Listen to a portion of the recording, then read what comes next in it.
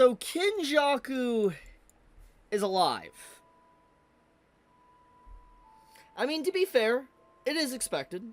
Takaba is a reality warper. He can literally alter reality with his curse technique. He's broken.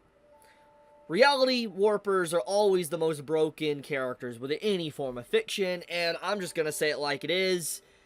Takaba could solo almost anyone within JJK. He is unbelievably powerful because of what his curse technique can do. And I mean, it was always in the realm of possibility that he could bring someone back to life. And in this case, Kenjaku. I think everybody, unless you really weren't paying attention, noticed that this is Kenjaku. The hairstyle's the exact same. You know, talk about, obviously, last time we saw him, he was interacting with Kenjaku. And, I mean, because of how his, technique works, his abilities, he is definitely capable of potentially bringing someone back to life if he finds it funny. The question is this Kenjaku? Is this a copy of Kenjaku? Or is this someone that is being forced to look like Kenjaku? Whatever the case may be, it's very clear that Gege wanted to basically lead you to believe that Takaba and, Kenjaku in some shape or form is going to continue doing comedy skits together for the rest of their days. Obviously, this can allude to Kenjaku playing the long con, aka he's interacting with Takaba to eventually break off from him to be able to continue his master plans and all that type of stuff, because there is some copium that is going on right now within the JJK community, where people believe that, with this Fury, Mia and Lightning and a few other accounts of JJK are currently discussing that the finale, the final chapter of JJK is setting up for a potential evil ending, where everyone dies, or at the very least, everyone loses, and Kenjaku gets his long dream and wish fulfilled.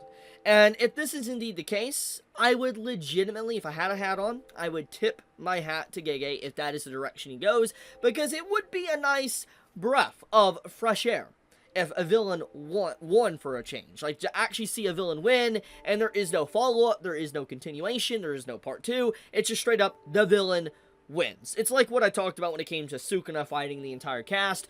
For a while, everybody agreed that Sukuna was just so overwhelmingly powerful, it didn't make sense for him to theoretically lose at one point, and, it just, came down to the point of, it would be fine if he technically won. It'd be a dark ending, it probably wouldn't satisfy everyone, but it would definitely be very fitting and realistic because of just how overwhelming he was.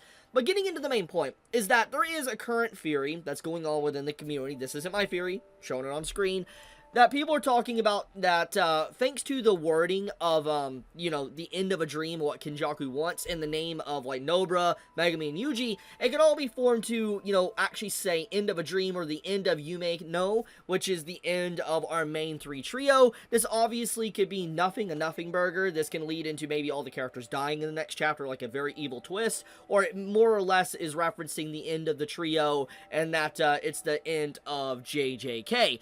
Whatever it may be, obviously people right now are using this theory as copium, especially with the chapter showcasing Kenjaku being alive in some shape or form. So yeah, I wanted to bring that up before I went any further with anything else about this chapter. So with that being said, we gotta talk about the elephant in the room here, okay?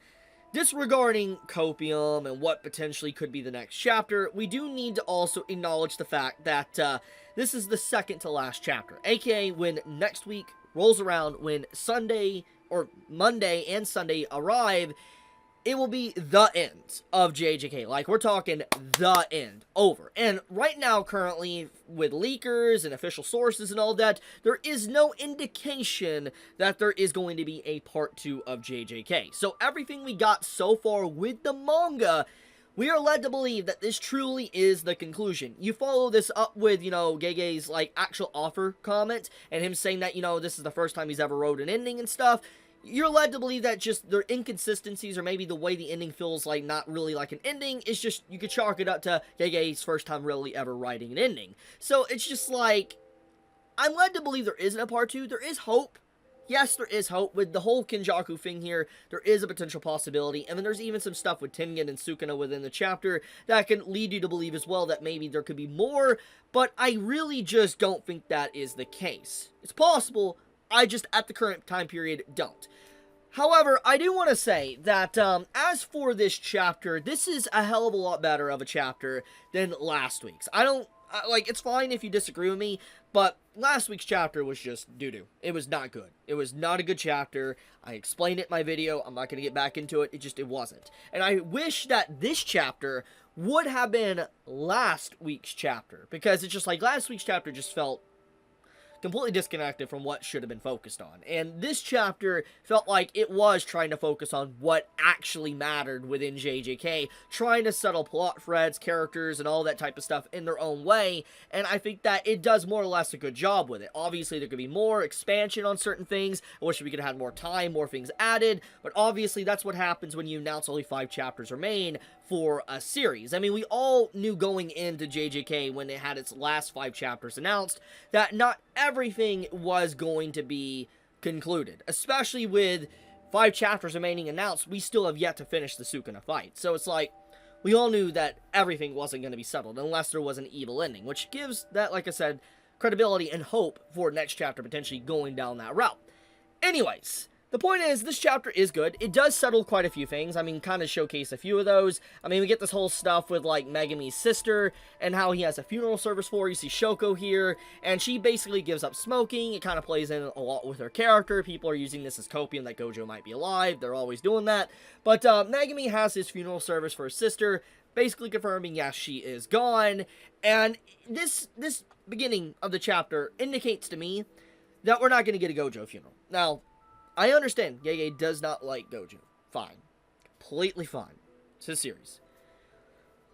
But I do think that it feels a little bit out of character for the characters not to acknowledge Gojo, have a funeral service, or last words for him. We got literally nothing. Just his corpse was literally desecrated, used by Yuta, and then at this point we haven't really seen it. It feels like they just threw his corpse in the trash can. That's what it feels like.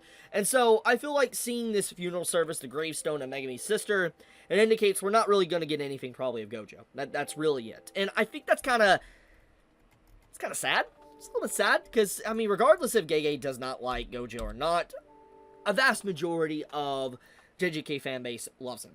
And I'm not a Gojo fanboy. I don't even care if he comes back or not. I don't care. I don't. But I do think that it is a little bit of a disservice to people that obviously really love Gojo. And love it or hate it, Gojo is a big part of why JJK is so popular. There's so many fanboys and fangirls of him. So, that's all I'm going to say. Anyways, with the Megami stuff out of the way, we move over into Tengen's barrier, Sukuna, and all that, and more or less what it says is that Sukuna's remains, kind of had Tengen come out of it, thanks to Megami separating from, Sukuna, and Tengen, the barrier is still there, more or less, but Sukuna's remains is fading, so is Tengen, so eventually, in a very undisclosed amount of time, the barrier around Japan is going to drop. It's going to cease to exist. And they have whatever unspecified amount of time to be able to come up with an alternative countermeasure or whatever to be able to have a barrier back up. And so this also does give credibility to a potential continuation, but at the end of the day, more or less what I think that Gege is trying to do is that the world of JJK is going to continue to JJK. Sukuna may be gone, Kenjaku may be potentially gone. Oh, he's alive, but you get my point. The main threats may be gone, but it doesn't mean that cursed spirits cease to exist. And so, obviously, as long as they continue to exist, there needs to be sorcerers to be able to take them down. And so, thematically, obviously, just because Sukuna's gone doesn't mean the problems within the world is just, that's it, they're gone. There is no solution. So, I don't think this is necessarily sequel bait. I just more or less say that they gotta continue dealing with problems as they arise. There will eventually, even if it's 1,000 years, 10,000 years, whatever, there will be another Sukuna that potentially comes back, another Kenjaku. You get the point. It isn't the end, so to speak, of the verse, even if we no longer follow the characters or see the words written anymore on pages. The world will continue to keep on going. But, anyways, we got stuff with Maki basically telling the vessels, like, get out of here, go to Tokyo, it's ground zero, you can stay safe there, because obviously they're trying to hunt after all the people that has vessels, and Maki's like, this is the last time I can help you. And it's more or less a conclusion for everybody that's still around from the Culling games, where they're gonna go, if they choose to not go, whatever. We got a conclusion to that. I feel like there could be more done with it, but more or less, it's the best we could probably get. On top of that, we get this little scene here with a mangaka, which I'm gonna be honest with you. Forgive me, I probably might get a little bit, hate for this one. I don't remember this character. Like, it's been such a nothing burger for a while now. I don't really remember this character much. So, forgive me for not remembering really the intricacies of this, but more or less the way I took it is that this is Gege's self-insert of writing the conclusion of JJK. That's more or less how I took this. Then we obviously got the Takaba stuff and all that, and that's basically the chapter besides, like, the Hana, getting with Megami potentially, and then setting up for, like, this curse user that is causing problems or whatever, so Nobara, Megami, and Yuji are going out to deal with it, and that's how the chapter ends. Like I said, the chapter is definitely a lot better than last week's chapter, but it feels very... It's not terrible, but it feels unsatisfying. It feels very unsatisfying, and it could be a variety of reasons why it's like this. It could be because the last few chapters have felt unsatisfying, but it also can be because we've had a lot of high-quality chapters this year for JJK, like with the Sukuna stuff. Like, you know, we can literally chalk it up to maybe 8 to 9 out of 10 chapters, continuously, back-to-back, okay? And you throw in, like, mid-chapters, like 5 or 6 out of 10 chapters now at the ending of all things. Obviously, it's not going to sit right with a lot of people, and I think that's what really is diminishing this conclusion for JJK, at least for me, or maybe a lot of others as well. Like I said, this isn't an awful chapter. It does try to conclude things. I just felt like this chapter should have been last week's chapter, and then this chapter should have been, you know, focusing on whatever Yuji, Megami, and them are talking about, and then we had a time skip. But judging by the wrap-up of this, we might not even get a time skip, which is very odd, very different. I will give Gege that, but it just doesn't feel like a conclusion. Unless this is sequel bait, this is going to go down as a very lukewarm ending. That's my honest thoughts. We'll have to see, though. Anything can happen from now until the next chapter comes out, but I'll leave it at that. Thank you so much for watching. Be safe, stay healthy, and I love you guys. Chibi out.